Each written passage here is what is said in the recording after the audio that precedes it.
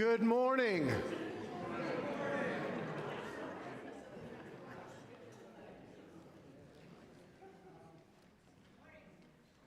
Welcome to some number annual meeting.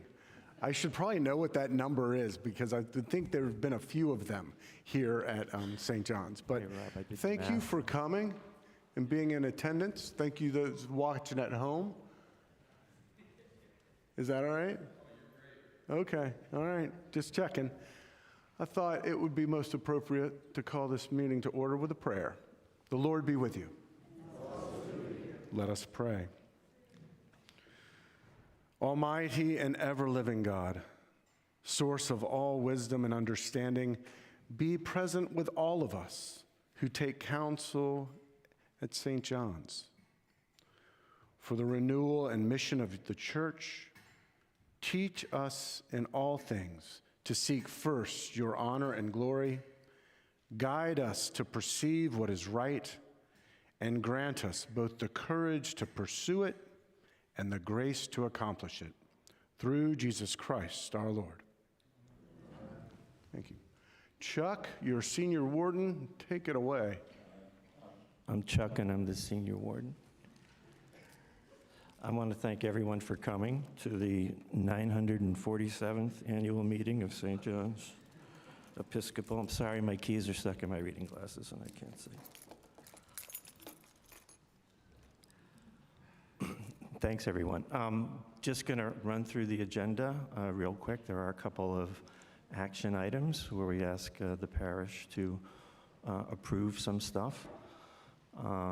If we did get the annual report out a couple days ago. I think there are some hard copies floating around here, I believe. People have them. I'm holding one up, thanks. Yeah, in there at the beginning, there is a thrilling account of the proceedings of the meeting from last year. So the first thing we're going to do is ask someone to make a motion to approve that. Then we're going to introduce three candidates who have answered the call to serve on this august body of parishioners who have the privilege of overseeing the goings-on at this venerable institution. Then the exciting part, Treasurer's Report. It's going to be spectacular. I don't want to steal Kelly's thunder, but we ended the year strongly. We did well. We're heading into next year looking to have a balanced operating plan as well. I think Jerry then is going to come up and tell you about anything that may be going on in the building. And then we've left plenty of time at the end for Q&A. And I hope people ask some questions because we feel really bad if you don't. And then that'll be it. Rob will make some concluding remarks, and then we all will be done. Thanks. Robin, will you call the question on, and go to the podium, please, and call the question on the minutes from last year. Please approve the minutes from last year's meeting. Mr. Rice. John Rice has moved it. Who's a second? Susie Rayside. Thank you. All in favor? There you go. Opposed? Passes. Yeah, it passed massively. It was a unanimous vote. Thank you, everyone. So, serving on the vestry, the question comes up. Anybody who comes to St. John's can serve on the vestry, if you're a member. It is my responsibility as the rector to make sure we have a vestry. And so each year I do ask 3 people to run, because if I don't ask 3 people to run, we won't have a vestry. But our bylaws do state that any member in good standing, that's an interesting conversation, but can stand for election. So I just want to make that clear, because it is an open election, but it's my responsibility to make sure that we have a vestry, so I ask 3 people to do that. And so The three people, you're going to call the question, but I'm going to introduce them. Is that all right? So, Mary Proskow, will you stand up so that people can see it? And then also Sally Murphy and Bob McPherson. Sorry. There's no fear in that family. All right. All right. And so clap for them.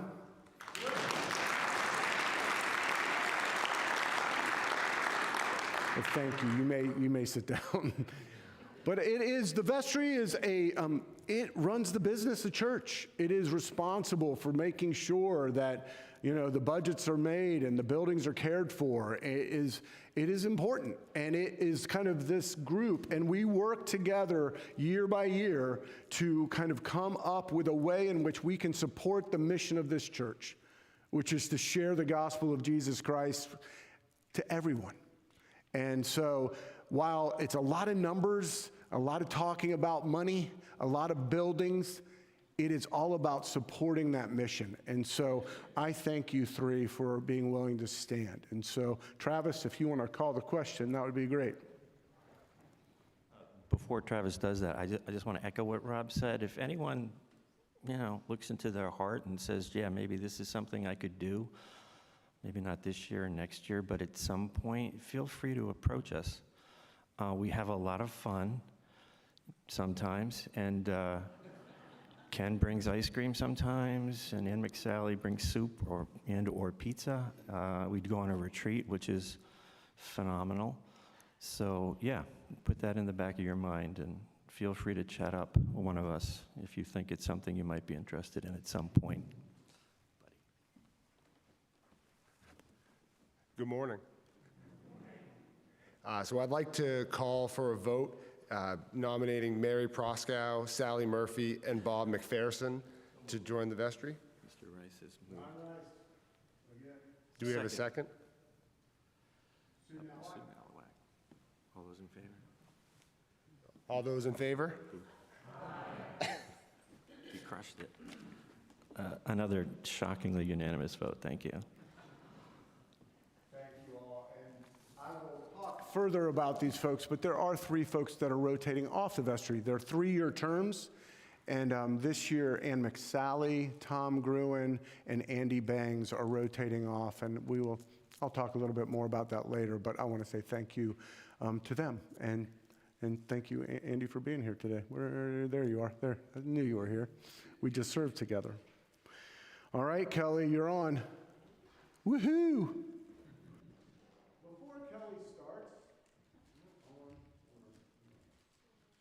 Kelly starts, this is her favorite part of being a treasurer, is standing up and presenting to you all. She just can't wait to do this every year. I'm being silly, but she does a great job. And I just have to call out, I'm not sure where I would be as your rector, but also St. John's would be without you as our treasurer. You have done incredible work, and I just want to mark this in the minutes that this is her 10th year doing it.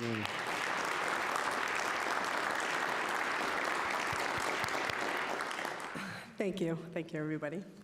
So what I'm going to do today is I'm not going to go through my full report. I'm not going to read it to you, but I'm going to just cover a few highlights that are in the report itself in my section. So hopefully, if you haven't had an opportunity to read it over the last day or so, I would encourage you to read it, and then also look at the detailed profit and loss statement that I've also posted onto the internet.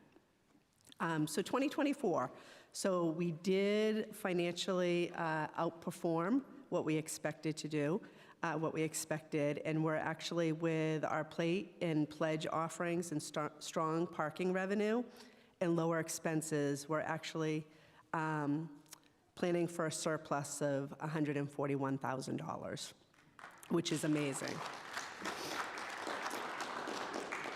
So in reviewing that detailed financials, you'll see that in there, there's favorable and unfavorable variances within our several categories. But however, despite the overperformance against budget in both plate and parking revenue, which was very good, it's important to note that we had two non-reoccurring income from two sources. One was a generous $100,000 angel gift. In the other, we received $28,000 for employee retention credit, which is another COVID relief funding. If we didn't have these two things, we would have more or less broke even. So that's really important to note. So we can't rely on future income from such sources, but it's encouraging to see that we were largely able to break even through the increased pledge and the parking revenue, which was our challenge goal when we hired a full staff and we wanted to help expand and grow our mission. So it's good news. 2024, we also completed our fire alarm system as planned. So it was the one capital project we had planned for 2024. And then the other good news for 2024 is our total endowment is nearly $2.4 million right now. At year end, we had one legacy gift for $24,000 in 2024, and we experienced a market growth of about $124,000 due to the financial market, which was also great news. So if I was to move on to the 2025 operating budget, I am pleased to announce that on Tuesday, the vestry approved a balanced budget of $1.3 million. So as you know, our revenue streams comes from two sources, our parishioner support, which is about 59%, and our revenue, parking revenue, which is 30% for a total of 89%. We still have progress to make towards reaching our pledge and participation goals for the church. Do we have a number today, Chuck, by chance? Yes, we have 232 pledges for $560,000. Okay, so a little bit of work still to go, so good. All right, your generosity matters. Any size will help sustain and grow our mission and our program. So every pledge card adds up and brings us closer to our goal. So thank you very much in advance. After months of careful planning and collaboration, the vestry crafted the balanced budget, and a few things to talk about in that is we will use our 2024 surplus. We do have a pledge of $650 for our budget planning. Our campaign goal is $625, but we know from last year we experienced a commitment of nearly $640,000, which was great news. We do have an endowment draw of $85,000 built into that, which is in line with our spending policy. We do have fees and income for our facilities, which is consistent with our 2024 activity, which was very favorable. We do have a budget for a full staff for our mission and programming. And there is an increase in the personnel expense, one for healthcare insurance, which was 9.4%, and then we have cost of living increases of about 3.8%. We have our contribution to the diocese in there, and then we also have an increase for property taxes due to the higher valuation from the city of Portsmouth on their recent assessment. We don't have any capital projects planned for 2025, with the exception of the solar panel project, which will be funded from our Building Hope initiative, and Jerry's going to talk a little bit about that next. And then as we've done each year, our programs will continue to thrive and live our mission due to your generosity. So in summary, I'm going to emphasize in my report and what I have throughout the years that our financial success is only possible through those who make it through a collective effort. And I'd like to recognize the collaborative efforts who make this happen. So Cindy, who is our new financial administrator this year, she's been great to work with. Our staff who manage their budgets each year. Our vestry for providing financial oversight each month in the vestry meetings. The volunteers who step in and make things happen. And of course, you, the parishioners, who either give and pledge and plate each week. Thank you.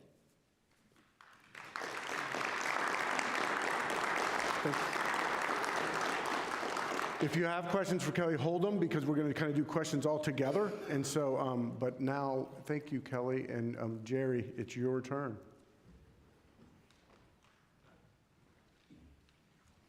I'm going to stand up here because if I stand on the podium, you won't see me. So we did a lot this year, and we have a lot to do this year. For last year, we did a lot. One of the things she had mentioned is a fire system. So if you'll notice these fine-looking pieces up here, they are lasers, and there's mirrors on this side. So once the smoke goes up and it covers that laser, the fire alarm will go off so that we'll be safe in here and we'll know. And it will tell you what to do because it's voice activated. system. So that was completed last year. That was our big project last year. We have a lot to do this year. None of them are capital projects, but we do have a lot to do. One of the things that's on our budget to do this year is our solar panel project, which I know I get a lot of questions about. We originally hoped to have it done in the fall. We came across the problem that we needed to take care of. It was an oversight, and I don't know where the oversight came, but our panel on the outside of the building is a 200-watt panel. The panel inside the building, which feeds everything, is a 400-watt panel. They have to be compatible. So we have to run a new line from the pole to the building to accommodate 400 watts so that it's even. And we had to do that through Eversource. So we filed our petition with our report with the Eversource. They come out and approve the project. They put us on their schedule, but we had to wait to get on their schedule, or to be on their schedule anyway. So as of January 29th, they are supposed to be here to start the project, to get the power done. If that goes, and we don't have a problem with the snow that's coming on Wednesday, that will be done. And once that's connected, 603 Solar will be out here. It will take them 3 to 4 days to install the solar panels. We're just doing the Bow Street side of Thaxter Hall, which is what the HCC approved. We're hoping that maybe down the line this year, we'll go and try to get the HCC to approve the other side, so that we can increase or decrease our electricity cost. So once that's done, we do have to wait for the city inspector to come out and inspect the electrical. So hopefully that will go quickly and we get 603 out here to finish the project. So I'm hoping that within the next month or two, we'll be saving electricity with our solar panel project. I do want to shout out to Randy Carey and Reggie Baird. They make my job a whole lot easier by coming and helping out with projects that we do around here. We try to do as much as we can to save the church money, and we do it out of the love of this place. So I want to thank them a whole lot because I can't do it all myself.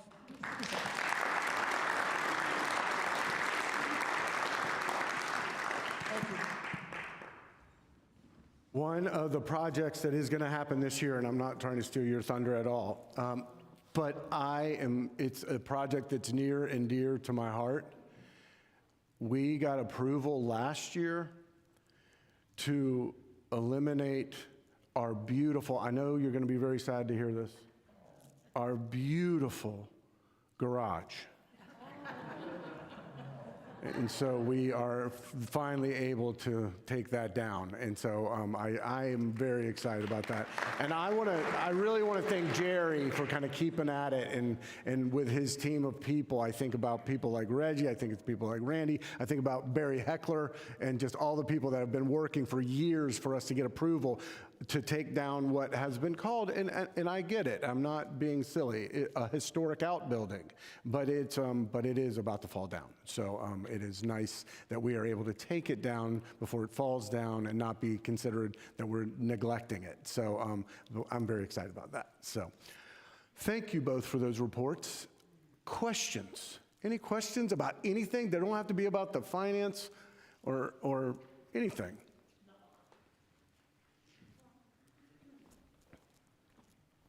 Say your name. Susie Rayside.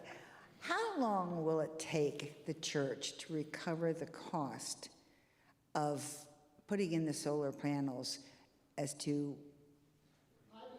5 years? That's a good, used to be a lot longer than that, so, thanks. Well, we're using, the original project was, I don't think I need that, but anyway. Our original project was for 325-watt panels, which would have taken a 10-year payback. We're installing 425-watt panels, so our payback will be a lot sooner.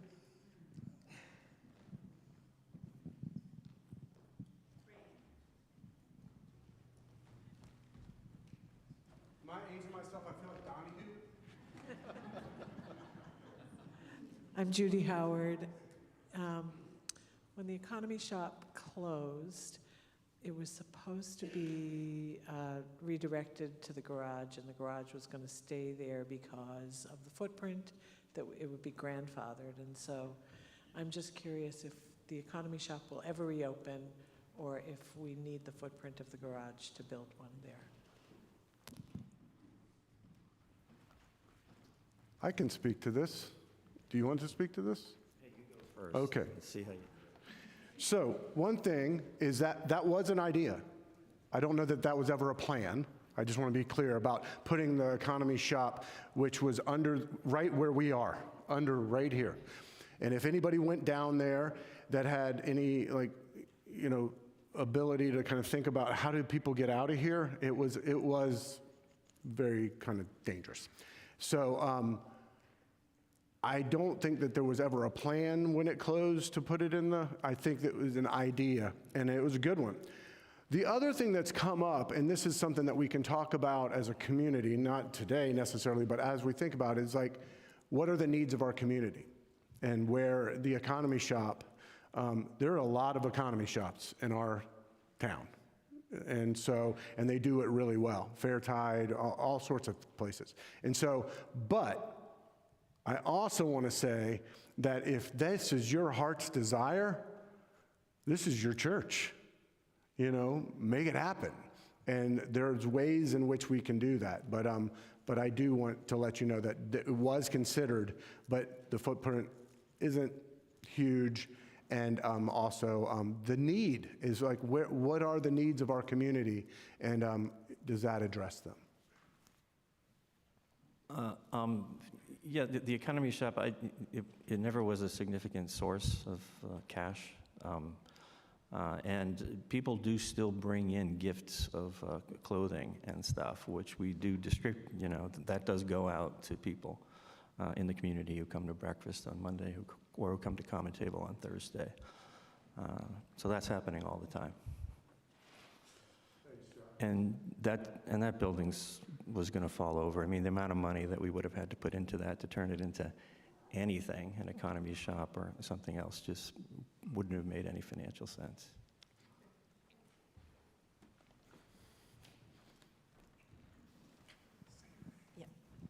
Fran Meffin. I'm just curious, I've been part of the Breakfast Club for a while, about a year now, thanks to the blessings of the men's letting me in. I just want to ask if we've ever considered opening up Reynolds Hall, Thaxter Hall for a warming shelter during the extreme weather situations. I know we do a really nice job for those folks who are not comfortable going into a shelter with our packs with the tents and sleeping bags. But I'm just wondering, we have a big hall out there, and there are folks in need. So if we look at the needs in our community, I think that's a need.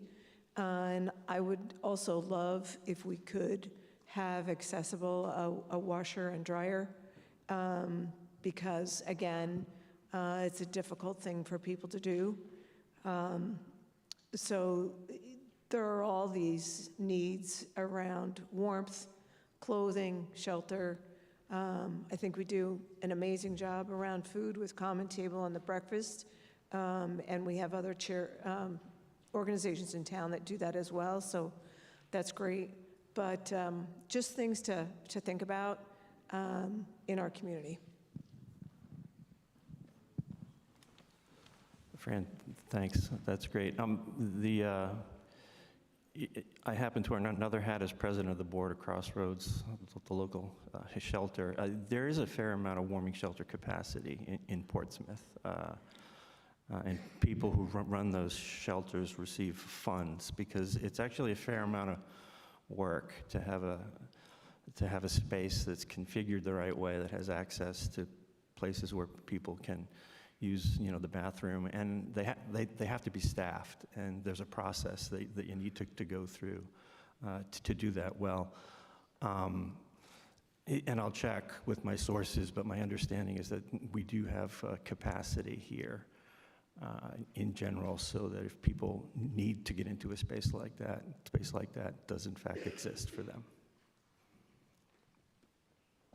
I would also say that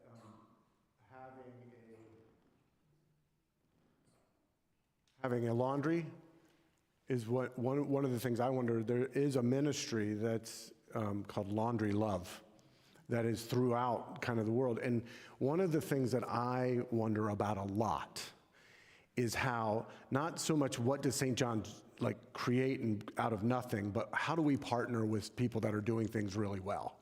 Gather's a great example. You know, the way that we have partnered with them so that our food waste is really low is beautiful. And so I think you're exactly right, Fran, that, you know, laundry is an issue. You know, how do we make sure people have clean clothes?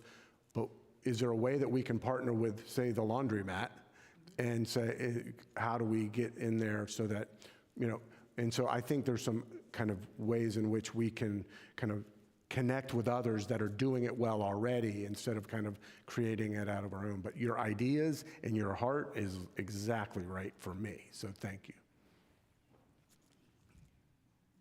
Any other questions?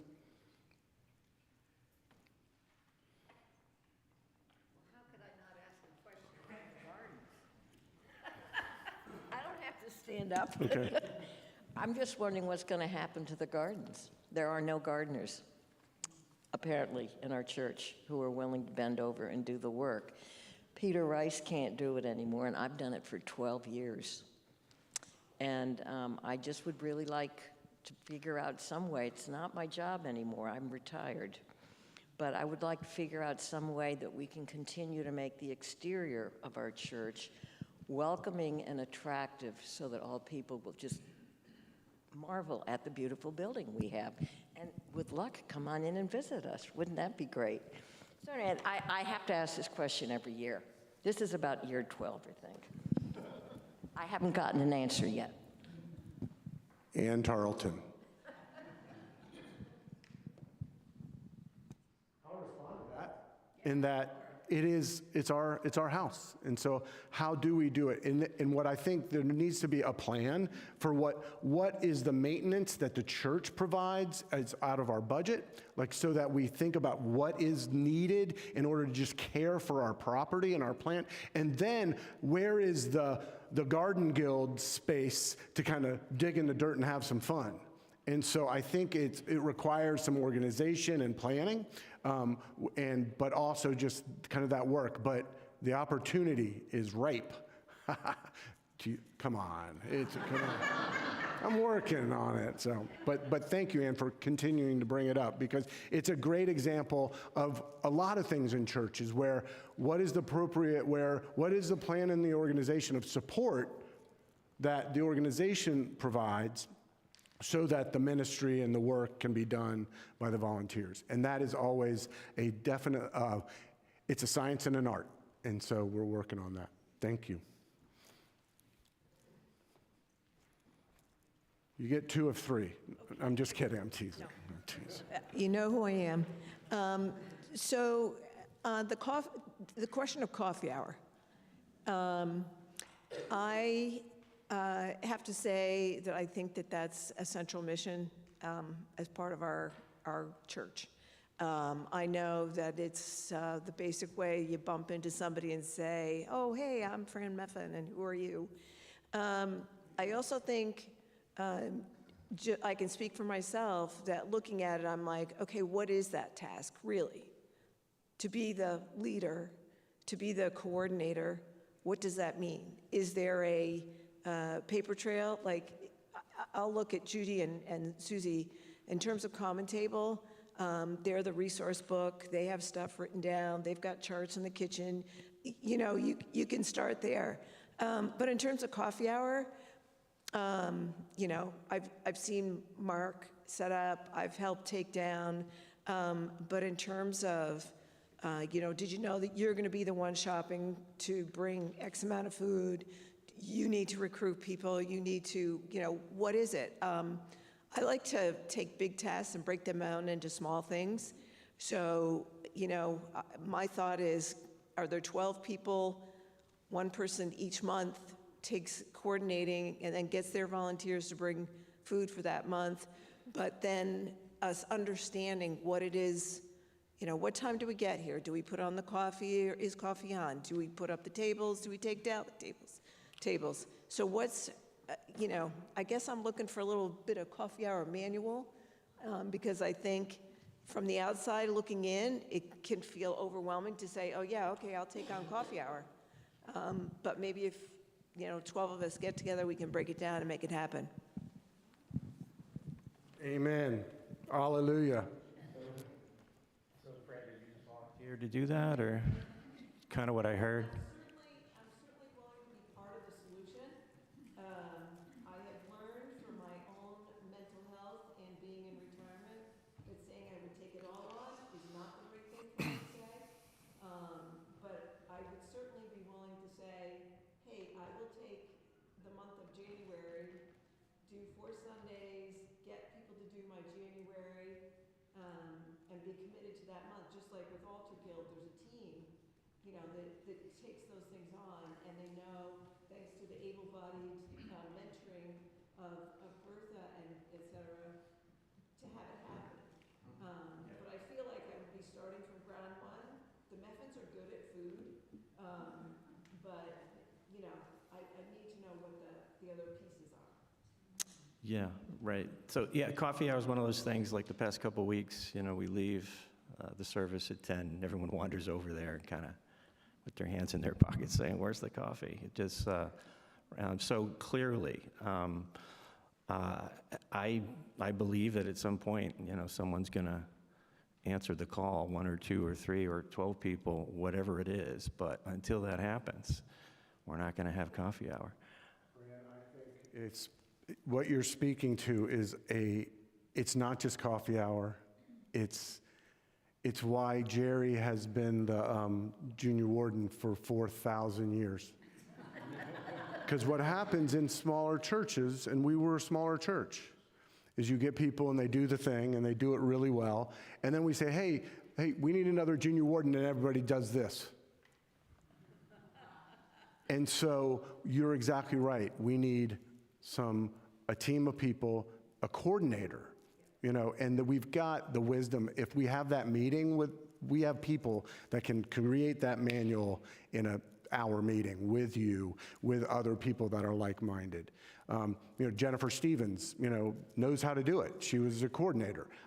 And so she said, I got to not do it. And then everybody went, for the same reason, because they did it well. And it's like, you look at Jerry and you go, wait, I'm not doing what he does. He lives there, And it's like, no, wait a minute. It's how do we make these roles, one, clear what the expectations are so that then people can get into it. So I'm so glad you brought this up, because it's solvable. It's just a matter of coordination and then knowing what those tasks are. So I know that there are some people right here that would be really excited about being a part of that.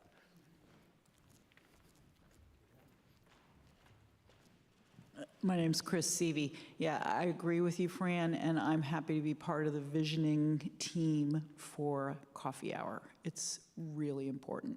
So we need a meeting to talk about how to break it all down, but I love that idea, and I'm happy to be part of it. Thank you. Rob, we got a question in the back.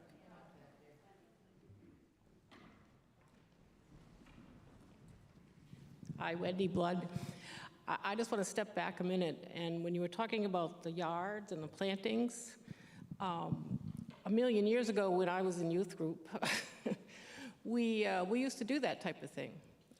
We would have like maybe monthly or, an occasional, maybe spring, maybe fall, where the youth group would come with the leadership of people who knew what they were doing and do the yard work. Plant new plants, get rid of the leaves, all of that type of thing. And it used to work really well. I don't know if that might be a solution. I wouldn't mind, working with youth group to do something like that. Thanks, Wendy. Wendy, I'll hook up with you.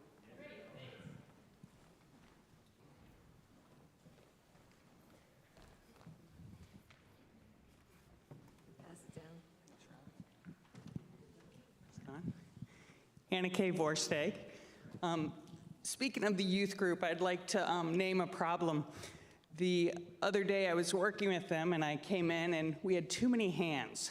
And we were preparing meals, so I thought, let's do some service, and we'll look around Thaxter Hall, clean classrooms, clean the chair room, and everything was immaculate. Everywhere I looked, the stage, the storage closet, everything was in good order. And I do have to say, in quite a serious tone, I was amazed. And I just really want to affirm whatever is happening, and Jerry, kudos to you and whomever else. I really have been impressed with the state of things. And I think as you manage the finances, one of the most important things we can do is take care of what we have to avoid future expense. And I've just been very impressed. How awesome is it that I could not find an area for our youth to clean? So thank you.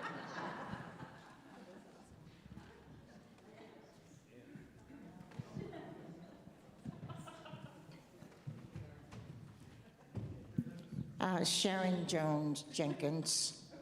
I'll be happy to step up with Chris Seavey and the rest of the members to run the coffee hour.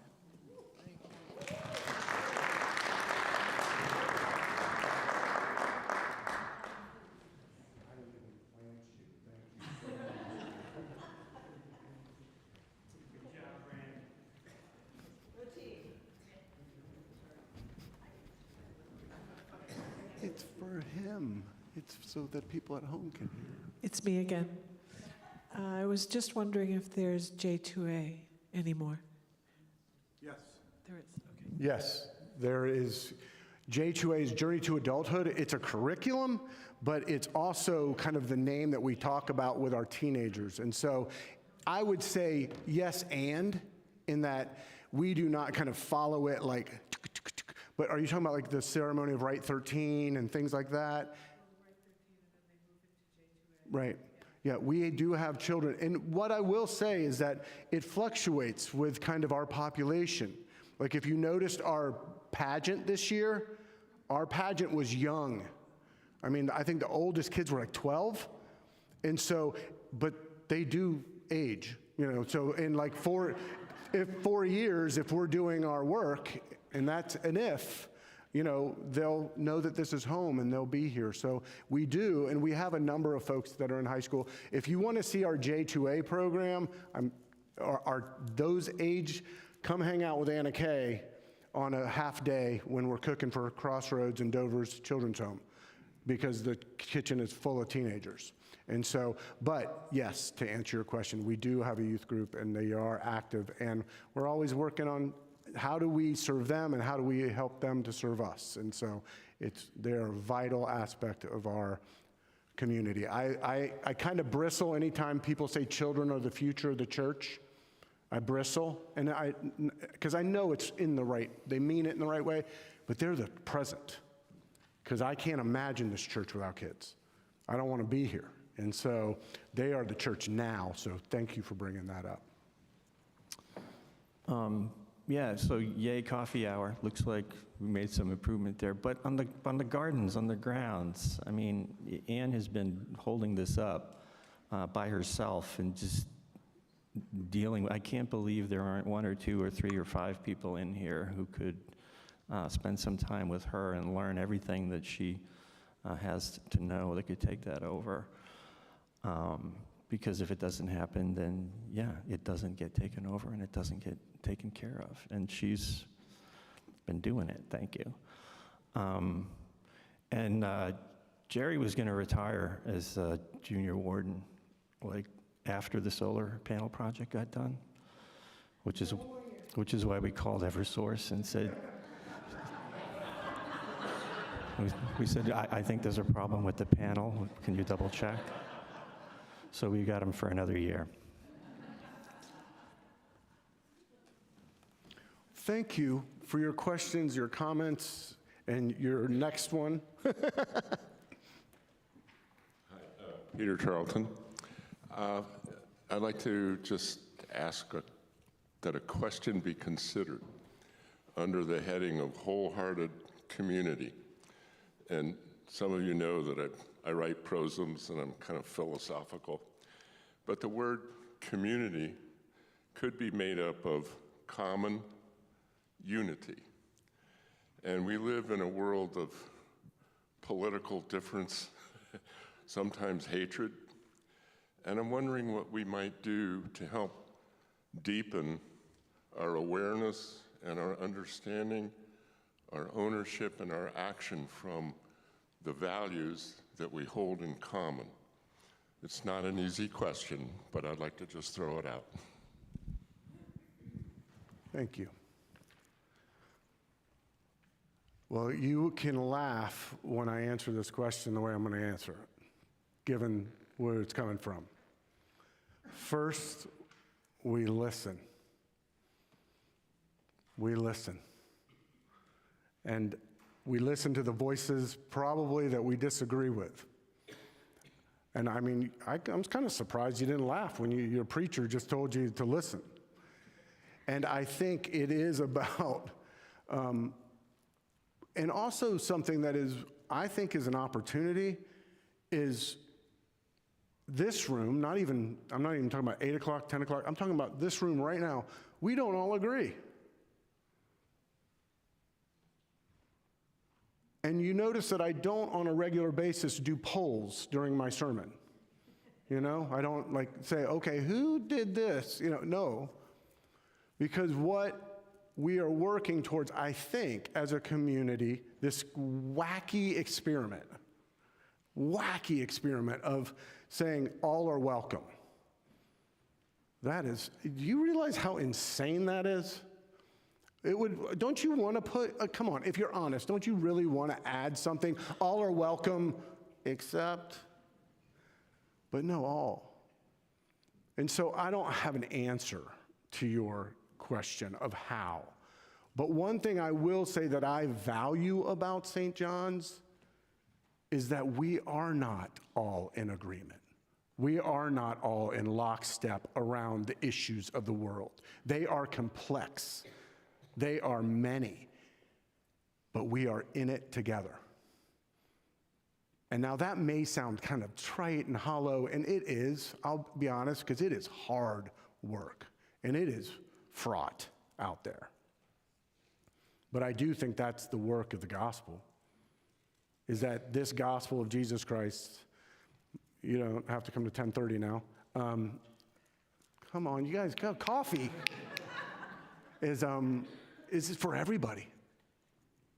And I don't mean to impose it on everybody, but to go out with openness. And so I think the work for me personally that you speak of is that I need to be listening to the voices that aren't being raised, listening to the voices that have been silenced.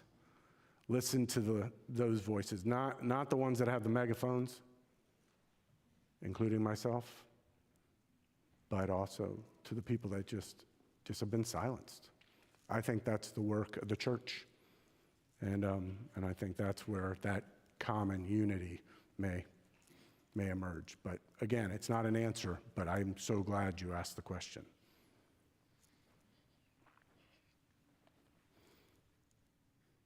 Anyone else dare to ask a question and hear another sermon? Well, I have a lot of thank yous this is my favorite part of this meeting for me, is because I get to say thank you. And I would like to thank some things that kind of just don't get seen. I call it the invisible work. For example, look down at your feet. If your feet are on the kneelers, take them off. I'm guilty. But this kneeler project that Wendy Blood and Judy Howard kind of coordinated, this was one of these things that there was passion. Like the gardens, like when you took it on, there was passion. They took it on and invited people to be a part of it. And you're done, right? It's almost done, where they went through every last one and it's amazing. And so I just, amen, hallelujah, that's awesome.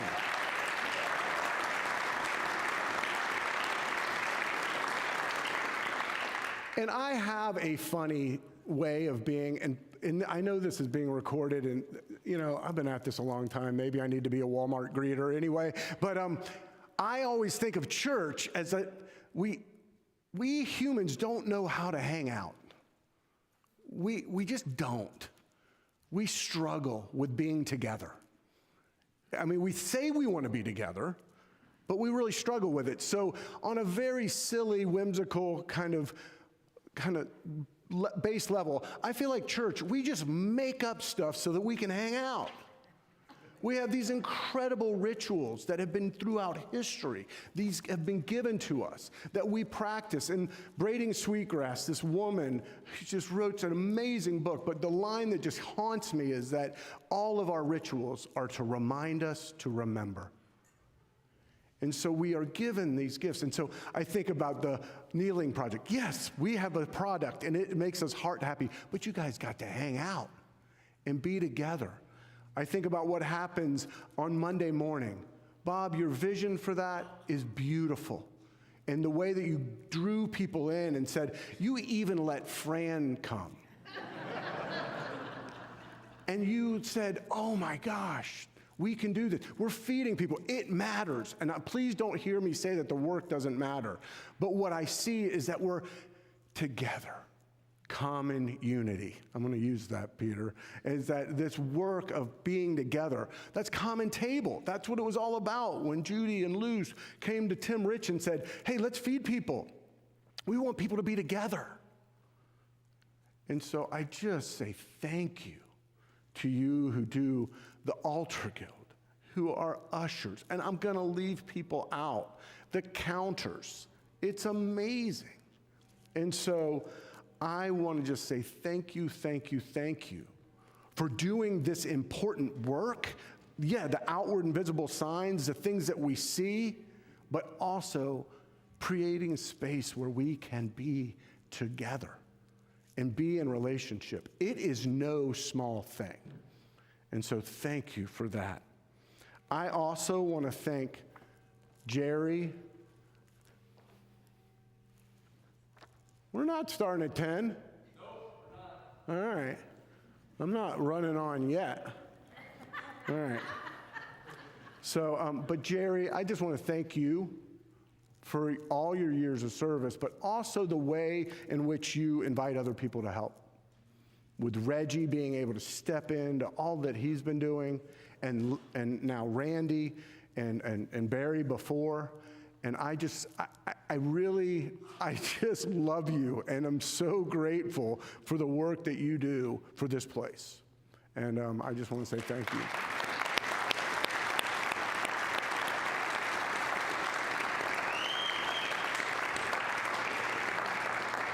I get to work with this vestry, and it is a lot of fun.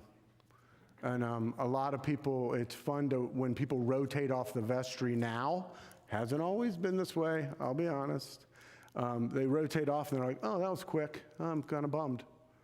Whereas, sometimes it can be kind of heavy. But with the good work that you all do and that Kelly does, and we kind of have things in place, I just want to say thank you to you all for your love for this place and for each other, and your willingness to show up and deal with me. And deal with each other with such grace and with such love. And you're all really smart, and I just really appreciate it. Our reading today is from Corinthians about the body, and that we all have different gifts. And our vestry is just a great example of that. And I love Chuck. We get along pretty well, most days. But what is fun is that he sees the world so differently than I do. He has such different gifts than I do. And yet we have this common goal of doing the best thing for St. John's and for God. And that is just fun. It's hard sometimes because he's like, oh, Stevens, what are you doing now? But I really appreciate your leadership of the vestry, but also your friendship to me, but also your helping me see things that I don't see that well. So thank you very much.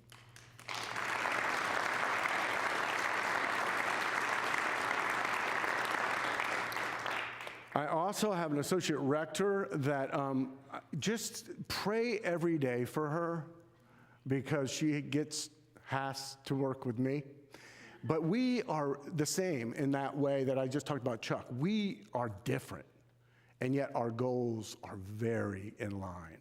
And so what I've learned is that good isn't always easy. And that work with you, Aaron, has been really good. And at times not easy, right? And so, but also so worth it. And so I really appreciate that you have said yes to St. John's, and that I think I'm so excited about where things are headed, and I'm grateful for you.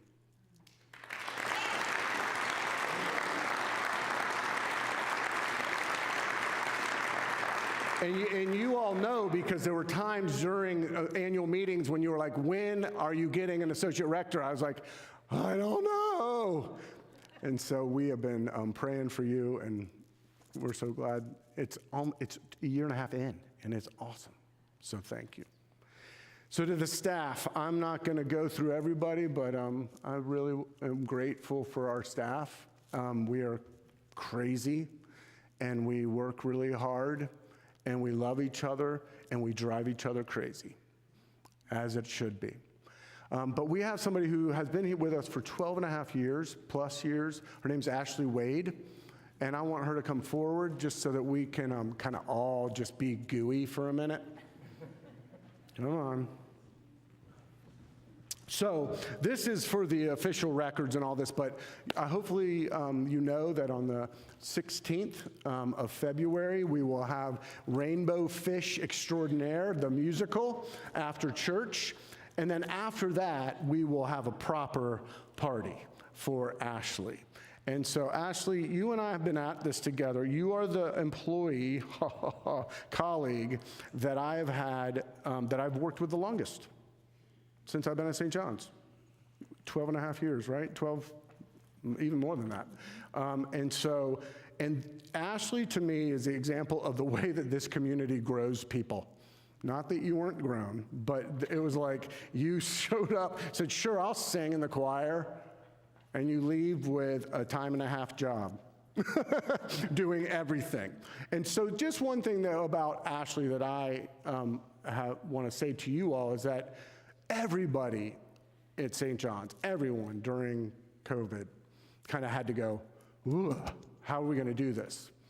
We had just given Ashley full-time employment with, I think, 10 hours, maybe 15 a week to be communications person. And the rest, she was running all this stuff for music for kids and kids in ministry. Well, you know how things changed. And oh my gosh, you just went, whoop. And that's one of the things that I can always say about Ashley is that, boy, that other beatitude that I've made up, blessed are the flexible, for they are not bent out of shape, that is you. You know how to adapt to what is needed and do what is needed. And that has been, just on a professional level, really inspiring to watch. And then on a personal level, I just love you. And we kind of get each other, and I'm so grateful for that. And so thank you for, one, coming to us. And then two, I want to say this really clearly, for leaving and doing it really well. That is something that we take for granted, I think. That leaving well is a gift. It's a gift to the person leaving, and it's a gift to the community. So please know that I'm so grateful for you, for your coming and for your going. I love you.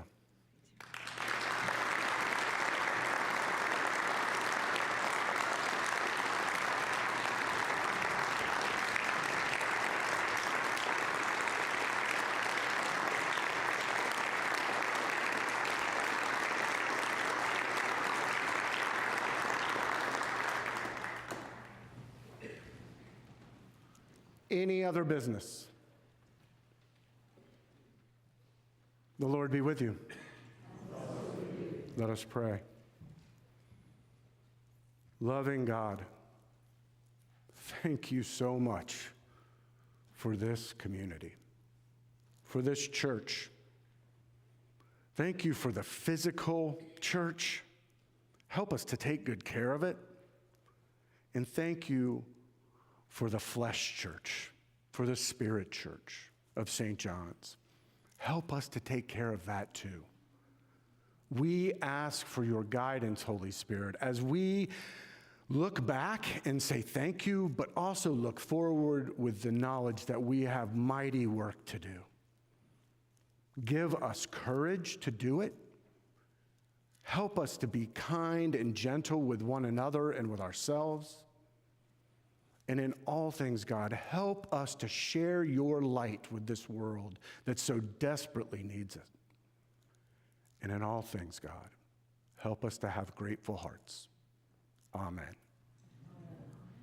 We are adjourned.